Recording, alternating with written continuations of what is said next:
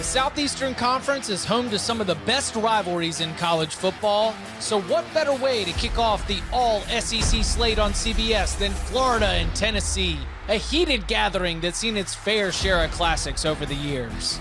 No, sir. These two iconic college football programs played each other off and on for the better part of the 20th century, then finally began playing annually in 1990. And in a decade that saw both teams win national titles, what became known as the third Saturday in September almost always featured two top 10 programs in a battle with championship ramifications. More recently, though, this matchup has been anything but a rivalry in the true sense of the word. The Gators own a whopping 16-1 record over the Vols since 2005, which includes a win streak that improbably reached 11 back in 2015. He's going to score! He's going to score! The Vols finally put an end to that misery in 2016 on Rocky Top, but then once again the Gators began a new streak of wins in even more heartbreaking fashion just 1 year later. It's gone! It's a touchdown! But the past is just that. High up in the Tennessee hills resides an undefeated group of volunteers that not only seek blood from the Gators, but respect from the college football world. And with one ranked win already under their belt, the Vols look primed to end Florida's 5-game winning streak in the series and perhaps enter the college football playoff conversation. But the Gators have different plans. Billy Napier, who is getting his first taste of this rivalry, is going to need his quarterback Anthony Richardson to be at his best to outduel Tennessee quarterback Hendon Hooker and the high-flying Volunteers offense. It's the Big Orange versus the Orange and Blue, a rivalry renewed along the banks of the Tennessee River in one of college football's grandest cathedrals, and it's on CBS.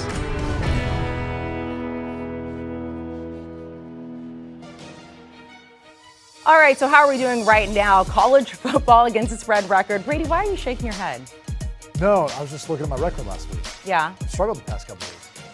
You guys are nearly tied. Yeah. Thank God for the best bets where it counts as two.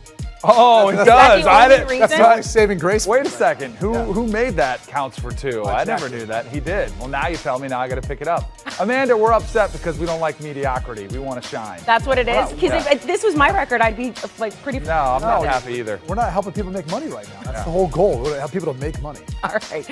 Danny Kanell, Brady, Quinn, Amanda Guerra here with you, going through ranked games, giving you picks. We'll see how the guys do.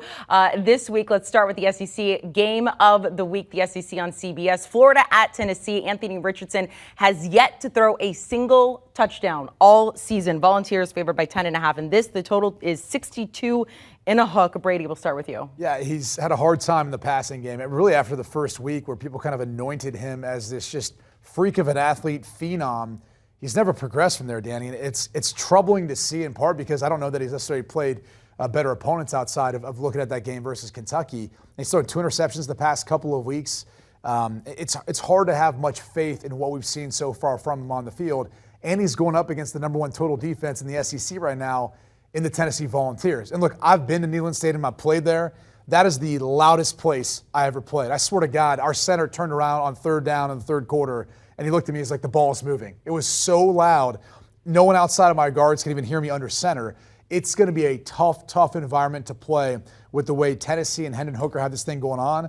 I'm going to go ahead and lay the points here with Tennessee. I've got to see something more out of Anthony Richardson to feel confident in taking those points without having any shot. Technically, he does have a touchdown pass. It was just to a Kentucky Wildcat. It wasn't to a Gator, which is a problem. Better at that than yes. to another team. I think I never want to bench a guy, but I wonder if Billy Napier is considering Jack Miller or somebody else in that system. But he went all in with Anthony Richardson earlier in the spring. But this offense is sputtering at best.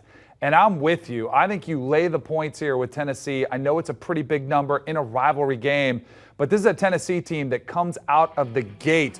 They're outscoring their opponents 228-61 in the first quarter. Josh Heupel, great job, scripting plays out of the gate. They come out firing all cylinders. And if you get ahead, Florida's going to have to try to throw the football to come from behind. That is a recipe for disaster. So I think this is going to be all Vols. I'm with you. There's not only that, like when Tennessee is good, which they've started off, there's an excitement and energy around Knoxville we haven't seen. That place is going to be rocking with, all the pregame shows that are going to be there. It's going to be insane. Do you want a sports network that delivers everything that matters about the game? The highlights, the picks, the instant analysis, no yelling, no fake debates, no politics. Hit the subscribe button and never miss a moment.